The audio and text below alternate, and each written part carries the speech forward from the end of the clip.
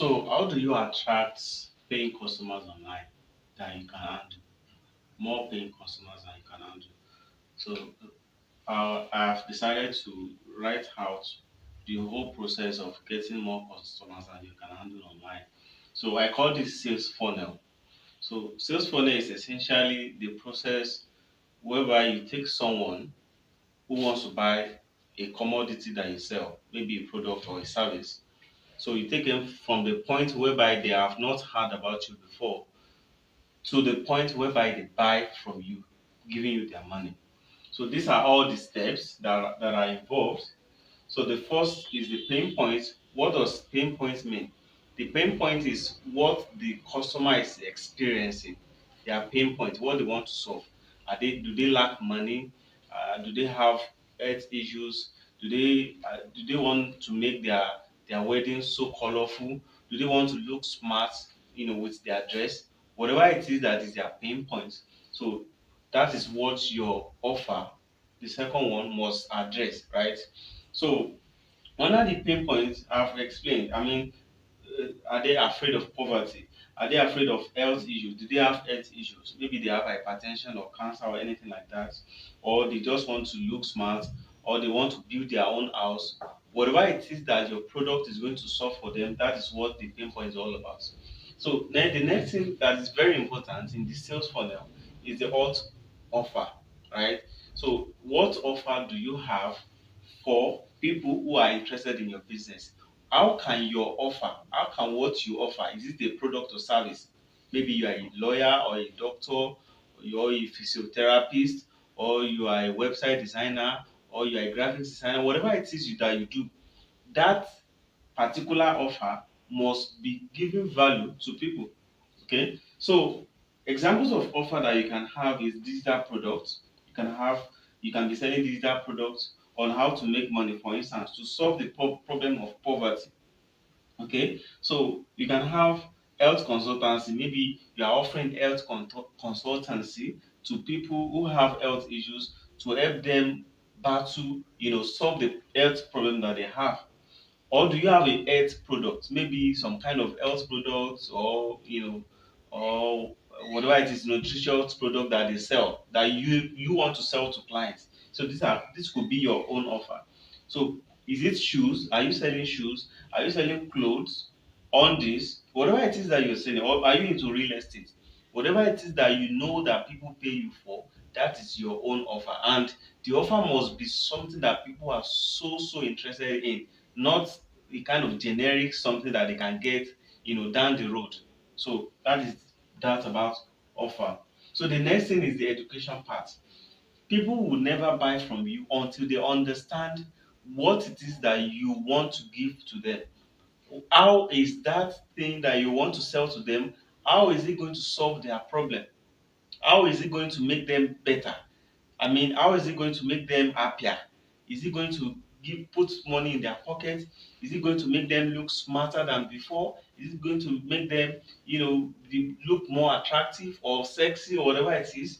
So this is the education part. You need to be able to convince your clients or potential customers that what you offer for them, the offer, is something that they need. So that is the education part. Now, under the education part, depending on the kind of product or service that you sell, let's say for instance, if you're into real estate, so you want to ensure that when people click on your ad, maybe on Facebook, I'll get to that. When people click on that ad, they land to somewhere whereby they can learn more about the property that you have for sale. Is the property, how much is the property?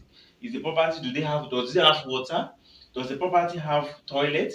How big is it? Is it spacious? Is it a duplex? Is it a six-bedroom flat? Whatever it is that your property is all about, this is where you have to explain to them. This is the education part. And that is exactly what your landing page should be all about. Your landing page should explain everything that your client or potential customers must know about your product or services. You must explain everything, the picture, the inside picture, the bedroom picture, the living room, the parlor, the bathroom, everything must be in that landing page, and the explanation too, right? So, and of course, these are some of the things that the landing page contain? The hard copy. Hard copy is a piece of writing that people read online or offline that would persuade them to bring out their card and buy from you. That is what hard copy is all about. Let's say, for instance, you are going inside your car and you saw a billboard. Whatever it is you read on that billboard was written by a copywriter.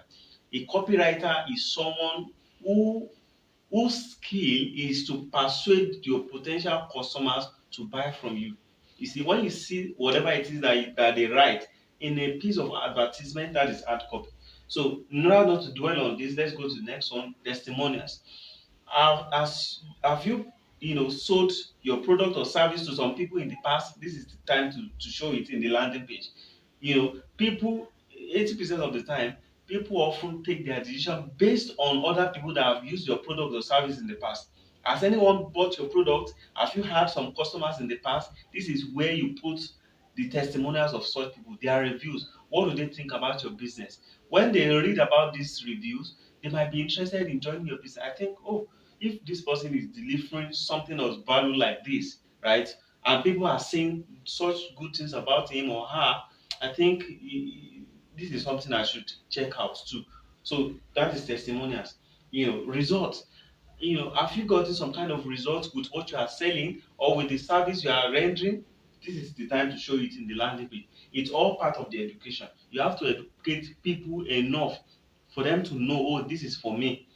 Last, also, you have to explain it deeply. Frequently asked questions, FAQs. You have to, take your time to explain in the landing page what questions people have asked you in the past.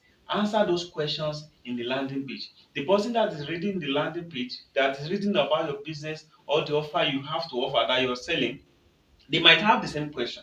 So when they now read the answer that you've given to that question, so it will solve the mystery of that question in their mind. This is why frequently asked questions are very important. So the last thing is the CTA, the call to action. The call to action is the most important part of your landing page. The call to action could be buy now. The call to action could be call now. The call to action could be make payment now. I want this, anything like that that would make them say, okay, I think I'm interested in this. Let me bring out my card and buy. That is the call to action.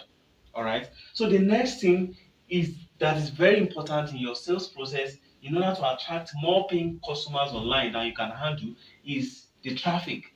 Okay. So the part of the traffic, there are two types of traffic. We have organic traffic and we have paid traffic. Before I get to that, have you noticed that the only place that people can sell a lot of products and services is where there's a lot of traffic? Let's say, for instance, in the express, especially let me use Nigerian Palace to explain. In the expressway, if there are so many, buses and cars and lorries going by, no one will go to the road to sell anything. But let there be a single or a little, traffic congestion like this, and you see a lot of these traders coming around to sell their wara, to sell their cheese, to sell their epa, to sell their aboniki, to sell their fila, whatever it is that they are selling, to sell their bottled water.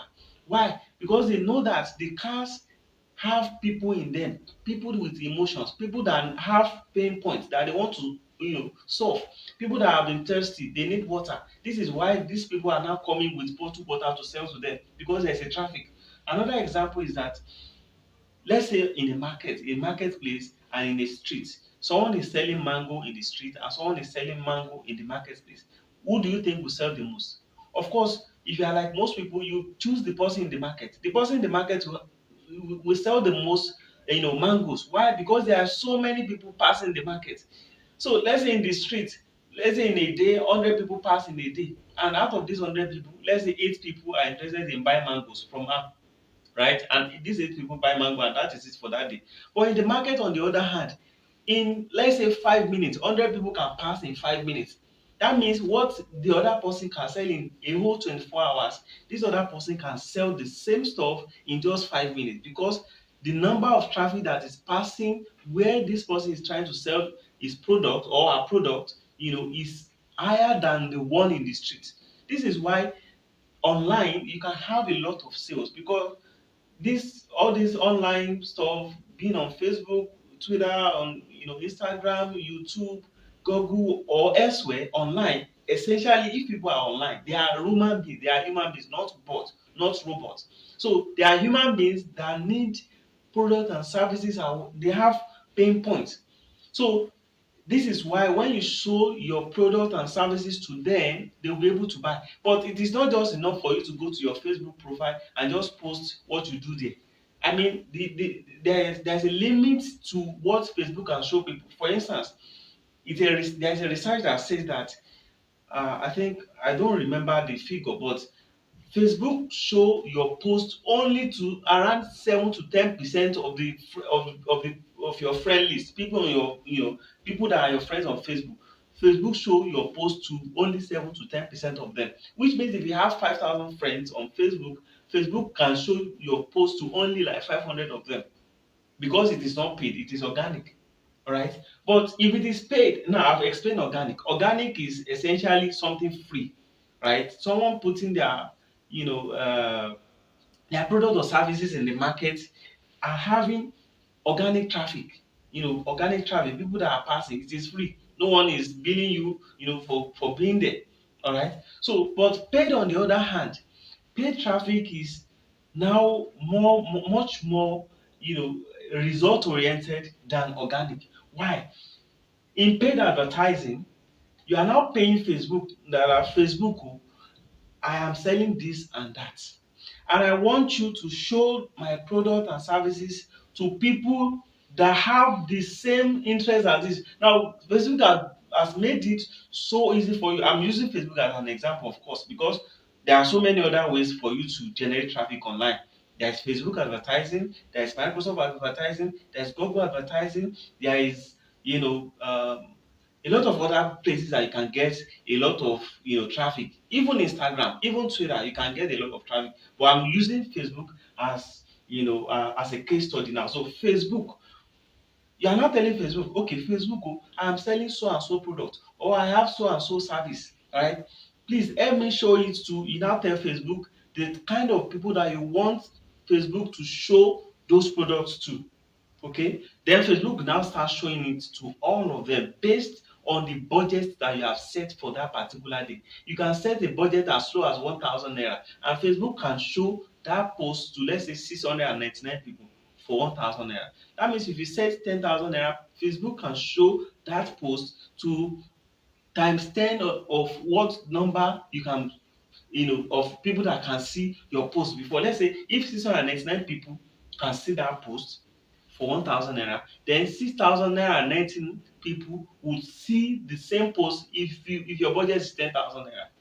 So the more the budget, the the more people that Facebook will be able to show. So places that you can get paid traffic generation on Facebook, you can get it on Twitter, on YouTube, on Google, right? So another traffic source is solo ads. So this is another thing entirely. It's not. Let me just explain it a little. Solo ads are just like you are paying some people who have email lists. You are paying them that, okay, I am selling so and so product, and you have already developed your landing page, right? And then you are now giving those people money. Please show uh, my landing page. Show it to 1,000 people in your audience, and these people will know how to write and what to write to entice their people from their email, this thing, to go to that particular landing page. So there is a kind of system, we call it click funnels. That system will be able to monitor how many people are coming from their email list to see your offer. So if you understand what I've been trying to say so far, you see that it's very important for you to have for you to have an hot offer that would be able to solve people's problem. It's also very important for you to have a compelling landing page that will have all the essential details that would explain everything to your clients or to your potential customers about the product or services that you render. Another very important thing is the traffic. A lot of people need to see your what you sell. If you are doing a business inside your room or inside your parlour, and maybe you are not online, you cannot expect people to know that you are inside that room or you are inside that parlour or you're inside that shop in your street where only 100 people move in a street in in a day. So that is solo ads. The last one is influencer marketing under traffic, under paid traffic. Influencer marketing is okay, I know, let's say Ronaldo on Instagram, and I want to sell some shoes, some football shoes, right? So now on Instagram, I can, just approach Ronaldo and say, I can DM Ronaldo and tell Ronaldo, hey Ronaldo, my name is this. I see that you have a lot of followers, and I would like you to help me advertise my product to your followers. That is influencer marketing. And I'll just ask Ronaldo, how much do you charge if you want to advertise my product and services to your followers? They can say, okay, 200,000. They can say 300,000. Whatever amount they call, if it's comfortable for you, you say, okay, I can pay that amount. And then you pay them that amount. You guys would have agreed how many days it will take them to show your product and services, to their this thing. So the last thing is the sales. Sorry, not the last thing. The second to the last, or the third to the last. The sales. The sales is you have to ask for the sales. It has to be in the call to action. So in the sales page, you must know how to ask for the sales. And after the sales, you should also ask for what we call upsell. Upsell is selling something relevant, similar to what you have already sold to someone. All right. Let's say you are selling a laptop to an individual. If that person has bought that laptop, nothing is also stopping them from buying let's say mouse, or from buying external keyboard.